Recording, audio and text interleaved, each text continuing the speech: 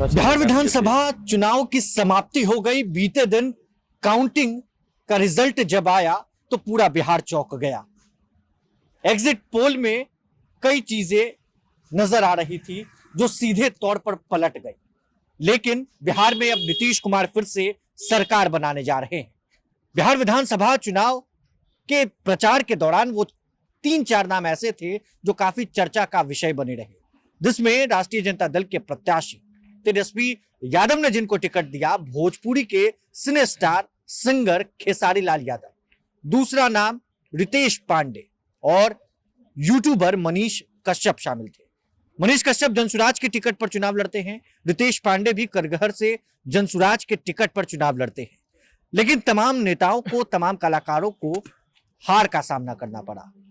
हार की असली वजह क्या है, कहानी क्या है, अंदर की बात क्या है, हम जानेंगे और चर्चा करेंगे। हमारे साथ हमारे सहयोगी आदर्श सिंह मौजूद हैं। आदर्श, वो 3-4 जो नाम है जो विधानसभा चुनाव के दौरान काफी चर्चा में रहे, जिसमें खेसारी लाल यादव राम मंदिर को लेकर, स्कूल को लेकर वो बयान करते हुए नजर आए, देते हुए नजर आए। उसके बाद आपका है रितेश पांडे का नाम, उसके बाद नाम है मनीष कश्यप का, जिसका 3 मिलियन 4 मिलियन सोशल मीडिया पर ज्यादा है, उससे ज्यादा वो आखिर कैसे हार गया बिहार में?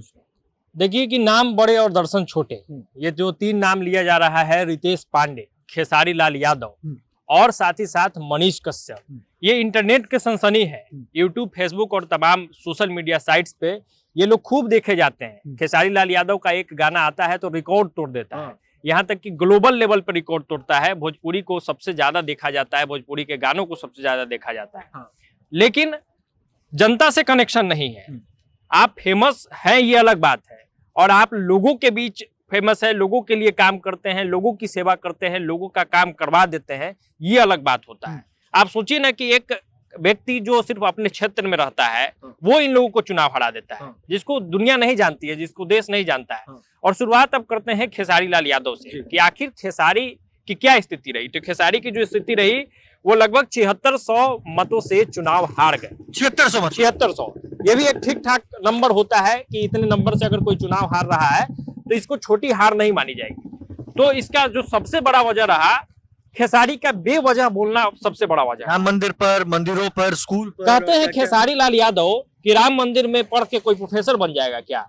ये कहां से आप कनेक्ट करते हैं? मंदिर अलग मसला होता है, विद्यालय विश्वविद्यालय अलग मसला होता है, अस्पताल अलग मसला होता है। अस्पताल भी जरूरी है, विश्वविद्यालय भी जरूरी है, वैसे ही राम मंदिर भी और बाकी मंदिर भी जरूरी है।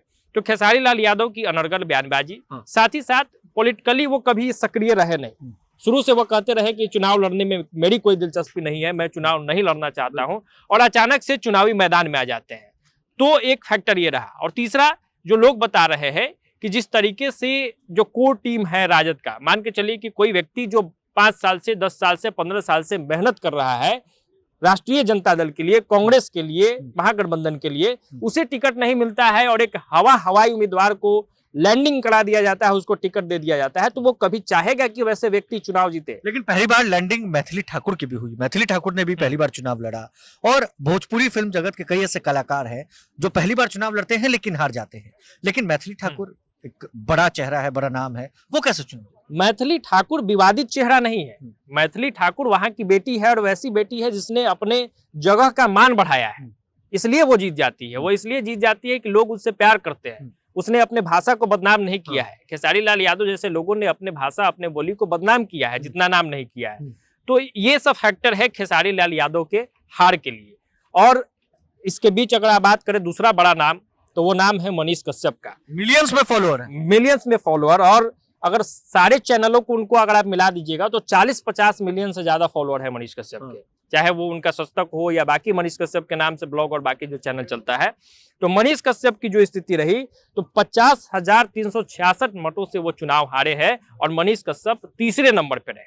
तीसरे नंबर पर है। अब इसका कारण आपको बता देते हैं। बीजेपी छोड़कर जनसुराज में गए? नहीं, सबसे बड़ा कारण रहा कि लोकसभा चुनाव सभी को याद होगा। लोकसभा चुनाव में मनीष कश्यप की एक लहर थी, सुनामी जहां थी। हाँ, मनीष कश्यप जहां पहुंचते थे बिन बुलाए हजारों संख्या में लोग पहुंच जाते थे। मनीष कश्यप उस समय चुनाव नहीं लड़ रहे थे, मनीष कश्यप के लिए लोग चुनाव लड़ रहे थे, जनता चुनाव लड़ रही थी। वहां के बुजुर्ग, वहां की जो महिलाएं, वो चाह रही थी कि मनीष कश्यप यहाँ का सांसद हो बेतिया का।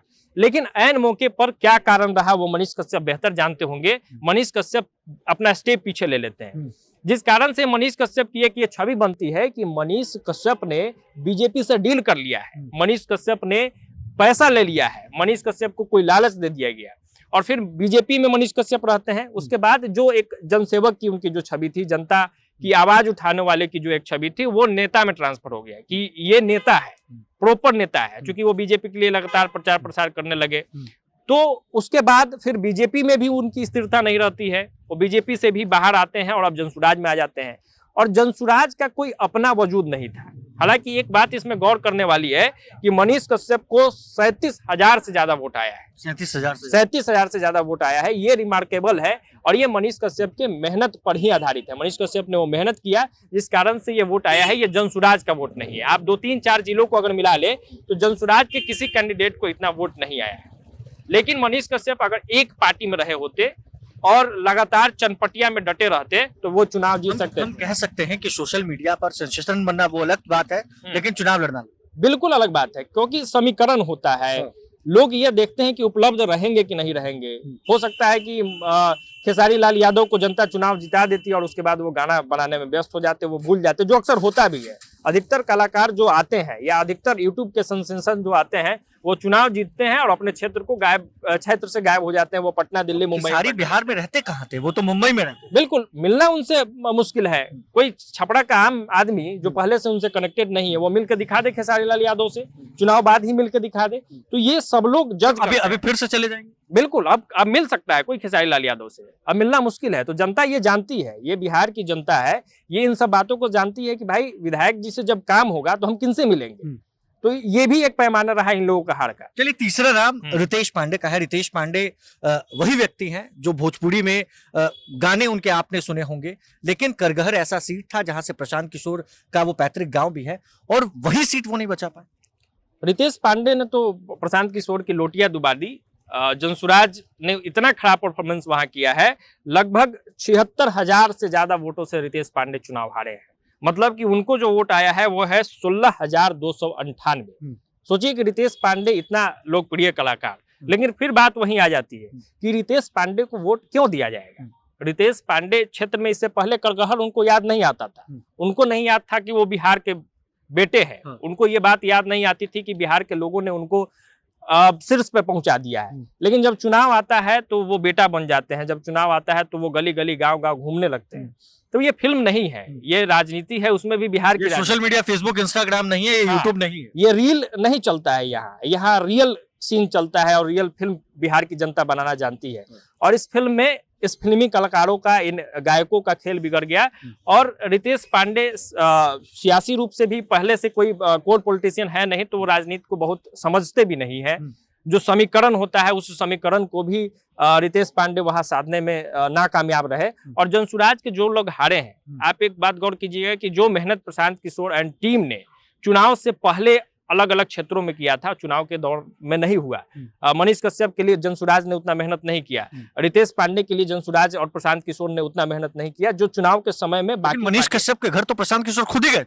कब गए थे? चुनाव प्रचार के आखिरी दिन वो भी रात में पहुंचते हैं वहां पे बैठते हैं, जहां वैसे दिन पहुंचे जिस दिन ना वो कुछ बोल सकते थे ना उनके लिए कैंपेन कर सकते थे।